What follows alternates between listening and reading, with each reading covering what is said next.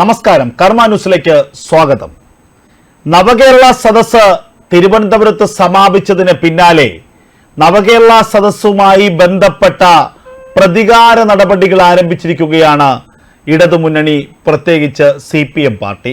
തിരുവനന്തപുരത്ത് നവകേരള സദസ്സിന്റെ പരിപാടിയിൽ പങ്കെടുക്കാത്തതിന്റെ പേരിൽ ഒരു വനിതാ ഓട്ടോ ഡ്രൈവർക്ക് വിലക്കേർപ്പെടുത്തിയിരിക്കുകയാണ് CITU യൂണിയൻ.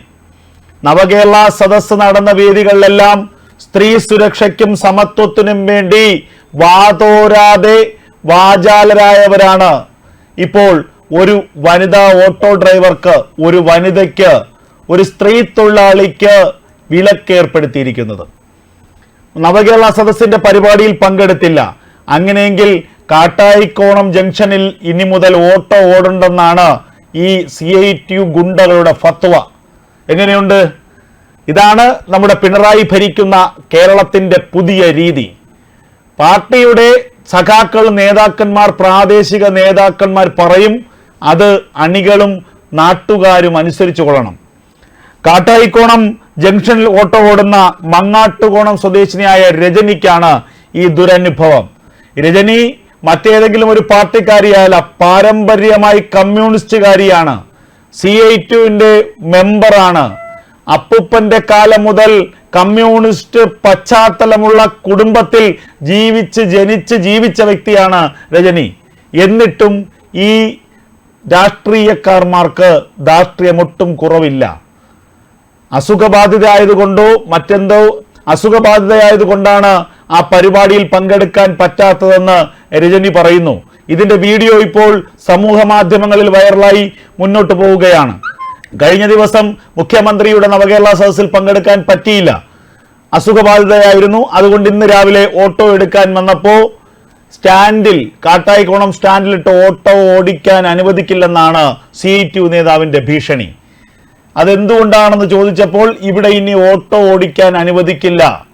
അതിന്റെ കാരണം ചോദിച്ചപ്പോൾ കാരണം പറയാൻ സൗകര്യമില്ല എന്ന് അടുത്ത മറുപടി.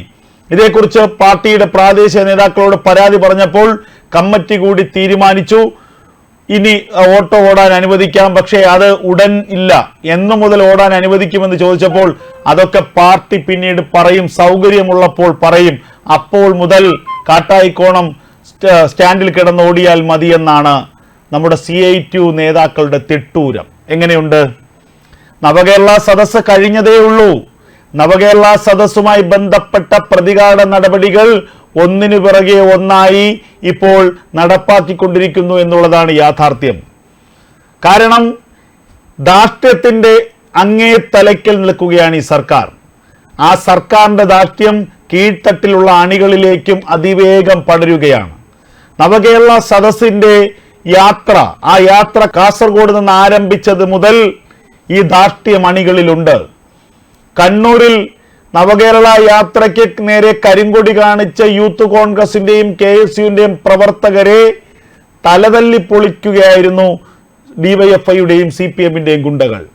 ചെടിച്ചട്ടി കൊണ്ട് തലയടിച്ചു പൊളിക്കുന്നു. കൂടെ നിന്ന പോലീസുകാരൻ കയ്യിലുള്ള വയർലെസ് കൊണ്ട് പ്രതിഷേധക്കാരുടെ തലതല്ലി തകർക്കുന്നു. എന്നിട്ട് മുഖ്യമന്ത്രി ഇതിനെ ന്യായീകരിച്ചു, രക്ഷാപ്രവർത്തനമെന്ന ഓമന പേരിട്ട് വിളിക്കുകയും ചെയ്തു. പിന്നീട് കേരളം മുഴുവൻ കണ്ടതാണ് രക്ഷാപ്രവർത്തനം. നിസ്സഹായരായ സാധാരണക്കാരായ പാർട്ടിയുടെ പ്രവർത്തകർ രാഷ്ട്രീയ പ്രതിഷേധത്തിന്റെ പേരിൽ ഒരു കരിങ്കൊടി ഉയർത്തിക്കാട്ടിയാൽ, റോഡ് വക്കിൽ നിന്നാൽ, ഒരു ഖദർ ധരിച്ചാൽ ഈ അക്രമി സംഘത്തിന്റെ അക്രമത്തിന് വിധേയമാകുന്ന കാഴ്ച കേരളത്തിൽ അങ്ങോളം ഇങ്ങോളം മാധ്യമങ്ങളിലൂടെ ജനങ്ങൾ കണ്ടതാണ്.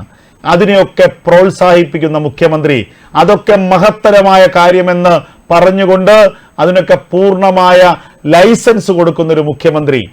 അങ്ങനെ മുഖ്യമന്ത്രി ലൈസൻസ് കൊടുത്തതോടുകൂടി ഈ അക്രമി സംഘങ്ങൾക്ക് പൂർണ്ണമായ സ്വാതന്ത്ര്യം ലഭിച്ചു. പോലീസ് പോലും കയ്യും കെട്ടി നോക്കി നിൽക്കുന്ന സാഹചര്യം പലയിടത്തും ഉണ്ടായി.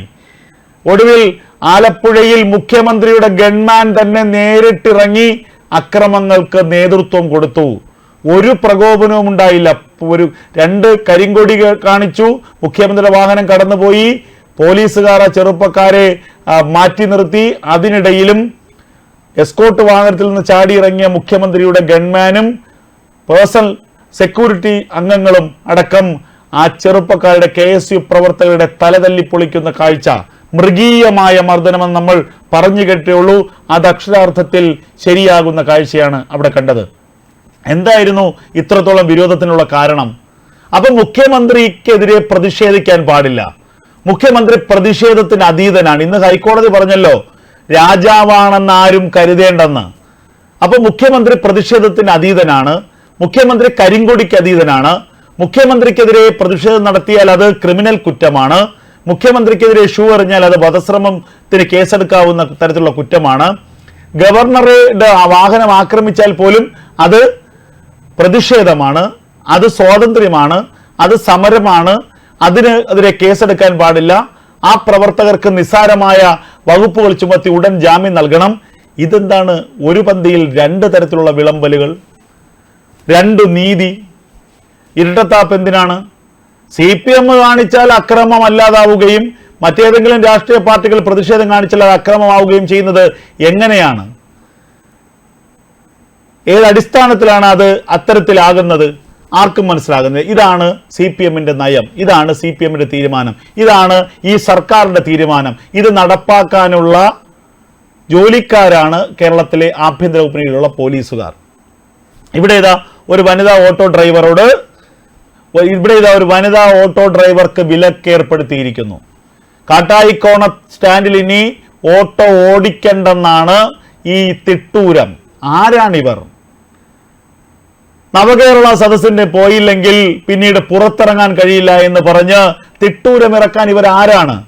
കഴിഞ്ഞ ദിവസം ഒരു ഓഡിയോ സോഷ്യൽ മീഡിയയിലൂടെ ഇങ്ങനെ പാറിപ്പറ നടക്കുന്നത് നമ്മൾ കേട്ടതാണ്. ഒരു കുടുംബശ്രീ പ്രവർത്തകയെ, ഒരു പഞ്ചായത്ത് അംഗത്തിന്റെ ഓഡിയോ.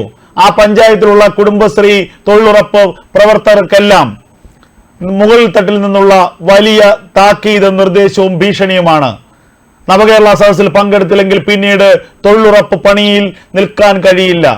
തൊഴിലുറപ്പ് മസ്റോളിൽ നിന്നും അവരുടെ പേരൊക്കെ അങ്ങ് വെട്ടിക്കളയും.